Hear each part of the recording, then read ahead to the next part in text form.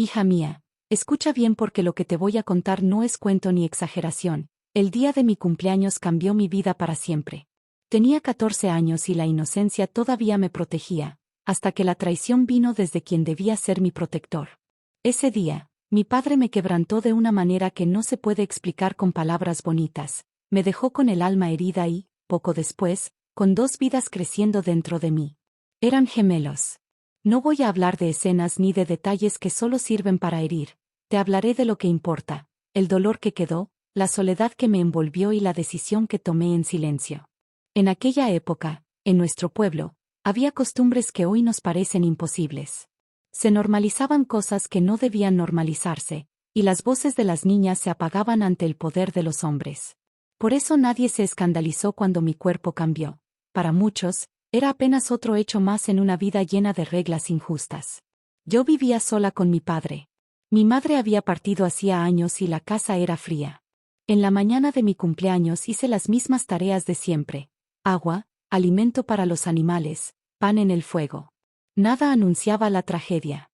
Cuando la oscuridad llegó, me encontré rota, sin consuelo, sin posibilidad de nombrar lo que me había pasado.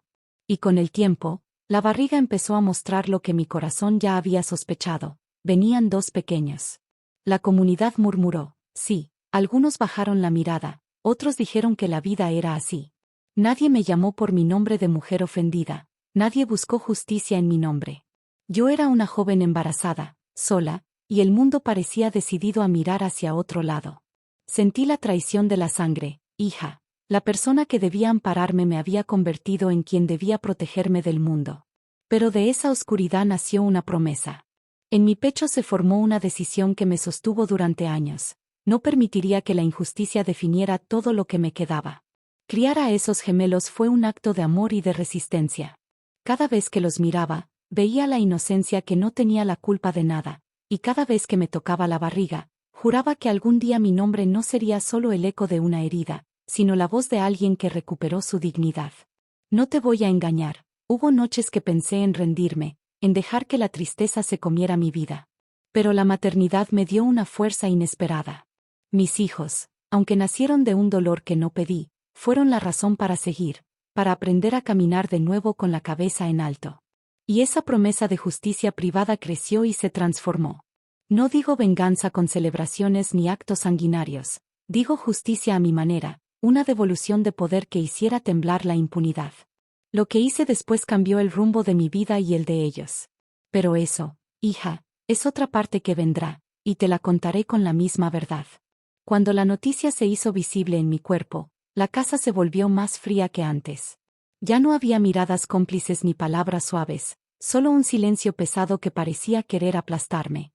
Mis manos, que antes tejían, cocinaban y limpiaban con naturalidad, ahora temblaban al sostener un vaso de agua. Cada paso que daba me recordaba que cargaba con una vida que no había pedido, y con otra que, por si fuera poco, venía junto a la primera. La gente del pueblo empezó a hablar en voz baja. Unos decían que yo debía marcharme, otros daban por hecho que era culpa de los caminos de la vida. Nadie me ofreció ayuda, nadie vino a preguntarme si necesitaba algo más que miradas. Las vecinas me miraban con pena fingida y las madres nuevas me decían consejos que no tenían consuelo. En la iglesia, algunos susurraban oraciones entre dientes, como si mi desgracia fuera un secreto vergonzoso que convenía no mencionar a voz alta. Así era aquel tiempo. La compasión venía con condiciones y la justicia solo existía si era visible para los poderosos. Mi padre, que fue quien me dejó en esa situación, no mostró arrepentimiento. Continuó con sus rutinas, su trabajo en el campo y sus sermones sobre la familia. Yo aprendí a convivir con su presencia sin esperar nada. Cuando cruzábamos la cocina, nuestras manos evitaban el contacto como si ambos fuéramos responsables del mismo crimen silencioso. Eso dolía, la indiferencia de quien debía, al menos, haber sentido culpa. Empecé a prepararme en secreto. Aprendí a remendar ropitas pequeñas con paciencia, guardé telas viejas para enfundar la cuna y busqué hierbas y remedios que las mujeres mayores me susurraban con discreción. Fue un aprendizaje escondido entre sombras, como limpiar un llanto a medianoche, como calmar fiebre con una infusión, como sostener el hambre con trozos de pan. Todo era improvisado, todo era amor convertido en supervivencia. También apreté mi promesa con más fuerza. No quería venganza que destrozara vidas, quería recuperar mi nombre, mi dignidad, y construir un futuro para esos niños que vendrían sin culpa. Me juré que no permitiría que su sangre fuese motivo de vergüenza, que no permitiría que crecieran sabiendo que su madre fue olvidada por la gente que debía protegerla. Ese juramento me daba un propósito que, poco a poco, reemplazaba la desesperación. Hubo noches en las que la soledad me parecía insoportable.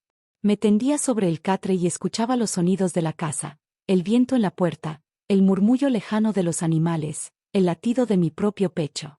Pensaba en la madre que no tuve, en la ausencia que marcó mi vida. Me preguntaba cómo lograría enseñarles a mis hijos el valor de la vida cuando el mundo parecía empeñado en arrancarles la dignidad desde su inicio. Pero a la vez empezaron a aparecer pequeñas manos amigas. Una partera que vivía 2 casas más allá se ofreció a vigilarme desde la sombra, sin preguntas, solo con gestos. Una vecina vieja me trajo pan en más de una ocasión y, sin decir mucho, me dejó una manta tejida por ella misma. Esas pequeñas caricias fueron la cuerda que me sostuvo en medio de la tormenta. No cambiaban la tragedia, pero me recordaban que aún hay quienes actúan con humanidad aunque la mayoría mire hacia otro lado. Y así fue pasando el tiempo. Mi cuerpo cambió, mis pies se hicieron pesados y mis noches se llenaron de sueños confusos. A veces imaginaba 2 pequeñas cabezas, 2 manos que me buscarían sin saber de dónde venían. Y en cada imagen, mi promesa se reafirmaba. Esos niños tendrían un lugar en el mundo donde la palabra madre significara amor y no silencio. Aprendí a preparar no solo la cuna, sino también el corazón. Cuando llegó el día de sentir los movimientos, lloré en silencio, no por la tragedia vivida, sino por la ternura de ese gesto inocente. Sabía que tendría que enfrentar miradas duras y preguntas envenenadas, pero también sabía que, cuando los tuviera en mis brazos, nada ni nadie podría arrebatarme la calma de verlos respirar. Sería un acto de resistencia el primer abrazo que les diera, demostrar que la vida, aunque nacida en la injusticia, puede ser sembrada con amor. El día llegó antes de lo esperado. Era madrugada, y la luna se escondía entre nubes pesadas, como si también quisiera ocultar lo que iba a pasar. Yo estaba sola en la cocina cuando sentí ese primer dolor profundo que me cortó la respiración. No era como los otros dolores que había sentido durante los meses anteriores. Este era definitivo, como un tambor que anunciaba que ya no había marcha atrás. Corrí, o más bien me arrastré, hacia el cuarto donde dormía la partera vecina, a quien había avisado días antes que el momento podía adelantarse. Ella llegó con sus manos fuertes y su rostro sereno. No hizo preguntas, no buscó culpables, solo me tomó la mano y dijo: resiste, hija, que la vida también sabe abrirse paso en medio de la desgracia. Las horas se hicieron eternas. Los dolores iban y venían como olas que me golpeaban el cuerpo entero. La madera del catre crujía bajo mi peso, y el sudor me corría por la frente como un río sin fin. No tenía fuerzas, pero dentro de mí algo más fuerte que la fatiga me empujaba, la certeza de que tenía que traerlos al mundo, aunque el mundo no los quisiera. Y así fue. Primero salió una pequeña niña, con un llanto agudo que atravesó el silencio de la casa como un rayo. Después, un niño, más callado, pero con los ojos bien abiertos, como si quisiera entender desde el inicio dónde había llegado. Los miré y supe que, aunque nacidos de la injusticia, eran lo más puro que había tenido entre mis manos. El pueblo no tardó en enterarse. Algunos se acercaron con curiosidad, otros con rechazo. Decían que esos niños eran marca de vergüenza, que nunca tendrían un lugar digno. Yo los escuchaba, pero no dejaba que sus palabras entraran en mi corazón. Los alimentaba con cuidado, les cantaba al oído, y cada noche les prometía que jamás sabrían del abandono que yo había conocido. Mi padre, en cambio, apenas los miró. Los evitaba como si fueran un recordatorio de su propia culpa. No preguntó sus nombres, no trajo pan ni leche, no se detuvo ni un segundo en sus cunas improvisadas. Esa indiferencia era peor que cualquier castigo, porque demostraba que la sangre no siempre se traduce en amor. Con el paso de los meses, empecé a construir una rutina. Los gemelos crecían sanos, con las mejillas llenas de vida. Yo trabajaba el doble, durante el día lavaba, cocinaba y recogía leña, en la noche velaba su sueño y tejía pequeñas ropas con lo poco que tenía. Cada puntada era también un acto de resistencia, un recordatorio de que, aunque la vida me había golpeado, yo no iba a rendirme. Las mujeres más viejas del pueblo me aconsejaban en secreto. Una me enseñó a preparar remedios de hierbas para la fiebre, otra me mostró cómo cargar a 2 niños al mismo tiempo sin lastimar la espalda. Esas pequeñas lecciones me salvaron. Me di cuenta de que, aunque muchos me daban la espalda, todavía había manos dispuestas a sostenerme. Fue en esas noches largas, mientras arrullaba a mis hijos, cuando empecé a pensar en algo más que la sobrevivencia. Pensé en justicia. Pensé en todo lo que me habían quitado y en lo que aún podía recuperar. No quería que mis hijos crecieran bajo la sombra de un secreto oscuro. Quería que supieran que su madre no se había quedado callada. Así nació dentro de mí un plan, lento pero firme. No sería inmediato, porque tenía 2 vidas que proteger. Pero cada día que pasaba, cada sonrisa de mis hijos, me recordaba que llegaría el momento de enfrentar a mi padre, no con gritos, sino con la verdad que tanto había querido ocultar. Y mientras esperaba ese día, levanté mi voz aunque fuera en susurros. Cuando alguien insinuaba que mis hijos eran fruto de vergüenza, yo respondía con firmeza: ellos son fruto de mi fortaleza. Y cada vez que lo decía, sentía que mis cadenas se aflojaban un poco más. El tiempo pasó, y con él crecieron mis 2 pequeños. Cada día que despertaban en mi pecho era un milagro que me recordaba que, aunque la vida me había arrancado la inocencia, también me había regalado razones para seguir. Los gemelos eran mi motor, mi fuerza, mi resistencia. La niña tenía una risa que iluminaba la casa más oscura, y el niño, con su mirada profunda, parecía un anciano atrapado en un cuerpo pequeño, como si supiera desde siempre de qué barro estaba hecha nuestra historia. Mientras tanto, el pueblo seguía murmurando. Las miradas no cambiaban, los cuchicheos tampoco. Decían que mis hijos eran hijos del pecado, que crecerían manchados para siempre por la sangre que los trajo al mundo. Pero yo no me dejé doblegar. Cada palabra cruel que escuchaba, la transformaba en una caricia, en un abrazo más fuerte, en un arrullo más largo. Era mi manera de protegerlos, de poner un escudo invisible entre ellos y la maldad que nos rodeaba. Mi padre seguía en su indiferencia. No hablaba, no preguntaba, no miraba. Su silencio pesaba más que cualquier insulto. Para él, yo y mis hijos éramos un recuerdo que quería enterrar, pero que respiraba dentro de su misma casa. Ese desprecio fue alimentando en mí una rabia silenciosa, una semilla de justicia que poco a poco germinaba. A los 13 años, yo había perdido mi niñez. A los 14, ya era madre. Pero dentro de mí crecía algo más que la maternidad. Crecía una mujer que entendía que la vida no podía seguir siendo solo obediencia y dolor. Aprendí a escuchar las conversaciones de las otras mujeres, a observar cómo los hombres cometían sus abusos en silencio, protegidos por el miedo del pueblo. Y ahí comprendí que lo mío no era un caso aislado, era parte de un ciclo que se repetía generación tras generación. Yo no podía cambiar el mundo entero, pero podía cambiar el mío. Y eso significaba que algún día, de alguna forma, iba a enfrentar a mi padre. No quería que mis hijos crecieran viendo a un hombre caminar con la frente en alto después de todo lo que había hecho. Quería que entendieran que la justicia también puede nacer del dolor. Mientras tanto, me refugiaba en los pequeños momentos de felicidad. Cuando los gemelos daban sus primeros pasos sobre la tierra del patio, cuando pronunciaban sus primeras palabras, cuando caían rendidos de sueño en mis brazos, yo sentía que todo valía la pena. Era como si el amor que me negaron se hubiera multiplicado en ellos, dándome la fuerza para resistir. No era fácil. Había noches en las que el hambre era más fuerte que la esperanza, días en los que el cansancio me hacía temblar las piernas, momentos en los que deseaba desaparecer. Pero cada vez que miraba los ojos de mis hijos, esa oscuridad se disipaba.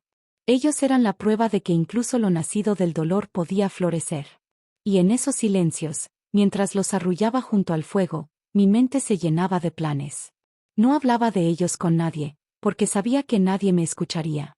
Pero dentro de mí ya había un juramento: no iba a morir sin antes hacer que mi padre enfrentara lo que había hecho. La justicia tardaría, pero llegaría. Ese secreto se convirtió en mi compañía, en mi fuerza oculta. Yo sonreía durante el día. Cuidaba de mis hijos, trabajaba como si nada pasara, pero en las noches, cuando todo quedaba en silencio, tejía en mi cabeza la forma en que un día él sentiría, aunque fuera un poco, el peso de su propia crueldad. Con el paso de los meses, mi silencio se convirtió en mi mejor arma.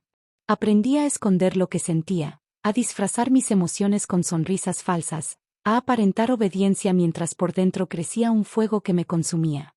Mi padre, acostumbrado a que yo me doblegara ante él, jamás imaginó que aquella niña temerosa estaba aprendiendo a guardar secretos más grandes que los suyos. Los gemelos crecían, fuertes y hermosos.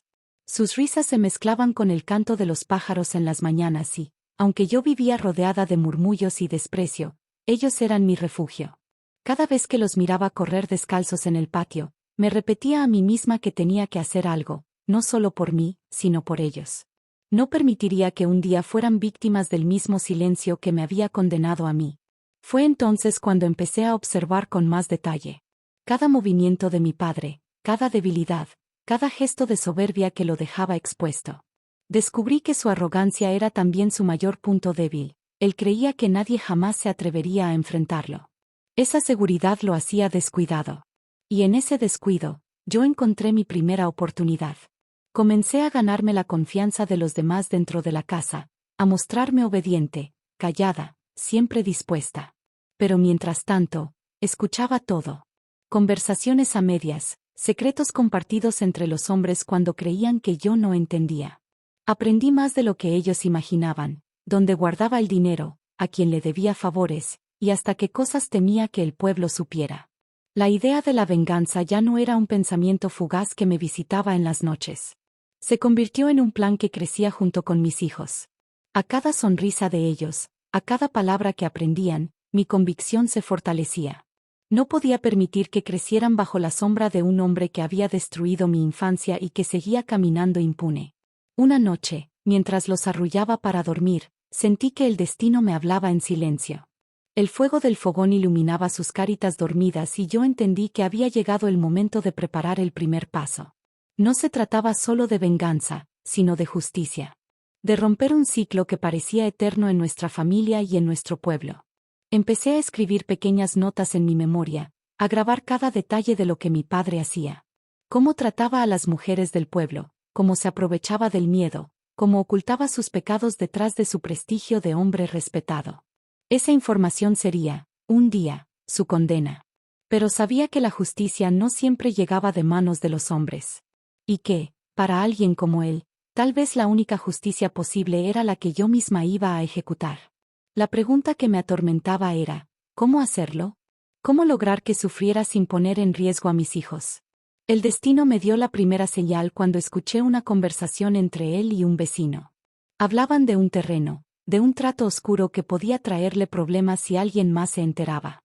Fue ahí cuando comprendí que tenía en mis manos algo que podía usar. No era solo un secreto, era un arma. Mis noches volvieron a llenarse de insomnio, pero no de miedo, sino de estrategias. Lo observaba como quien observa a un enemigo, calculando sus pasos, midiendo cada palabra, esperando el momento exacto. No tenía prisa. La justicia no se sirve en caliente. Se cocina a fuego lento, igual que los guisos que preparaba en el fogón para mis hijos.